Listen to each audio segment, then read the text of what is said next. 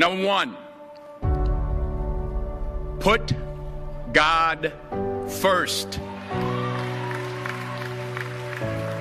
Put God first in everything you do.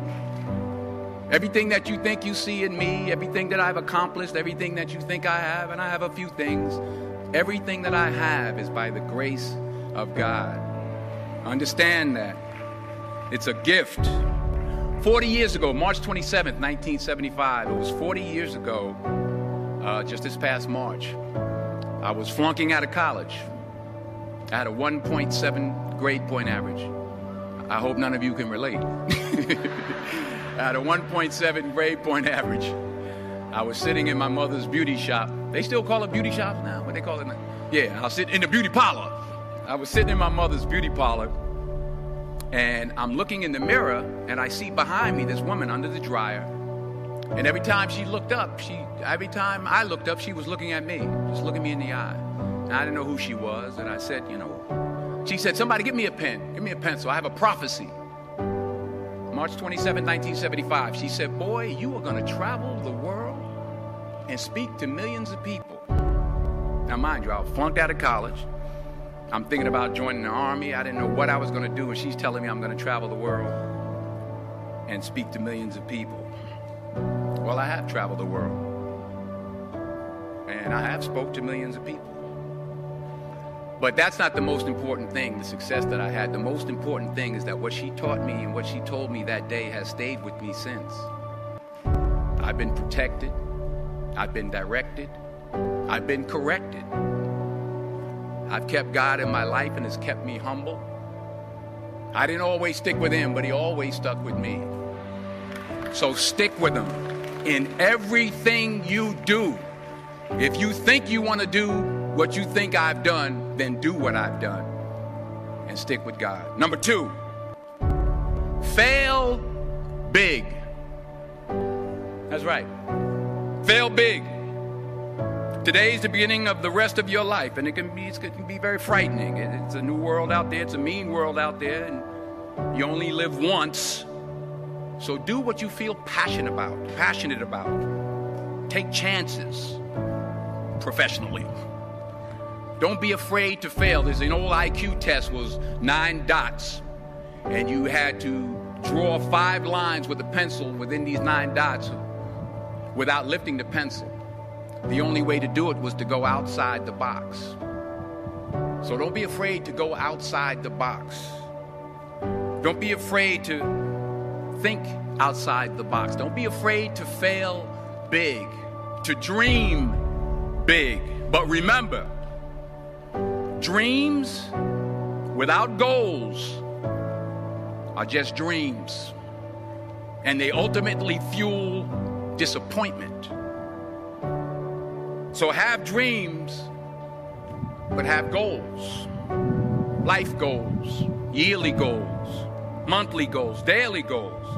I try to give myself a goal every day. Sometimes it's just to not curse somebody out. Simple goals, but have goals.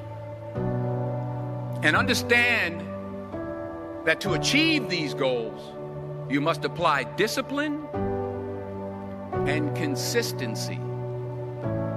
In order to achieve your goals, you must apply discipline, which you have already done, and consistency every day, not just on Tuesday and miss a few days.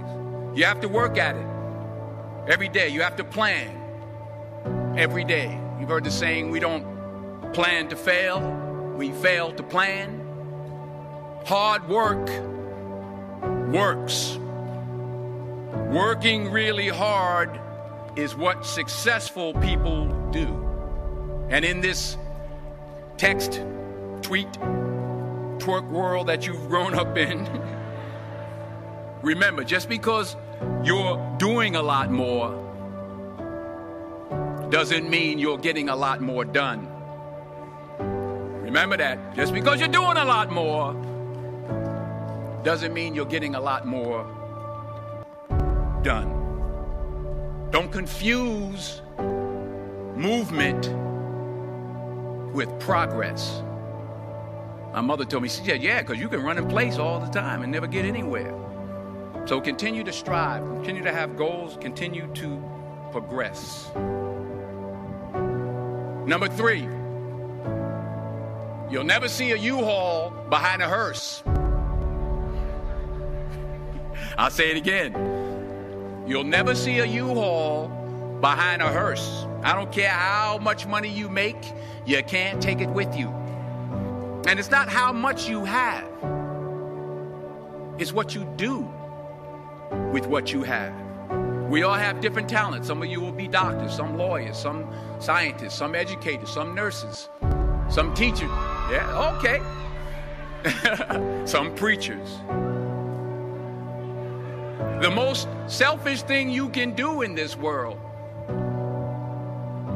is help someone else.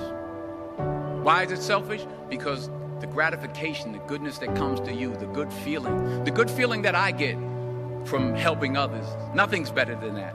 Not jewelry, not big house I have, not the cars, but it's the joy. That's where the joy is, in helping others. That's where the success is. Finally, I pray that you put your slippers way under the bed tonight, so that when you wake up in the morning, you have to get on your knees to reach them. And while you're down there, say thank you for grace. Thank you for mercy. Thank you for understanding. Thank you for wisdom. Thank you for parents. Thank you for love. Thank you for kindness. Thank you for humility. Thank you for peace. Thank you for prosperity. Say thank you in advance for what's already yours. That's how I live my life. That's why I am. One of the reasons why I am today. Say thank you in advance for what is already yours. True desire in the heart for anything good is God's proof to you, sent beforehand to indicate that it's yours already. I'll say it again. True desire in the heart, that itch that you have, whatever it is you want to do, that thing that you want to do to help others and to grow and to make money, that desire, that itch, that's God's proof to you, sent beforehand already to indicate that it's yours.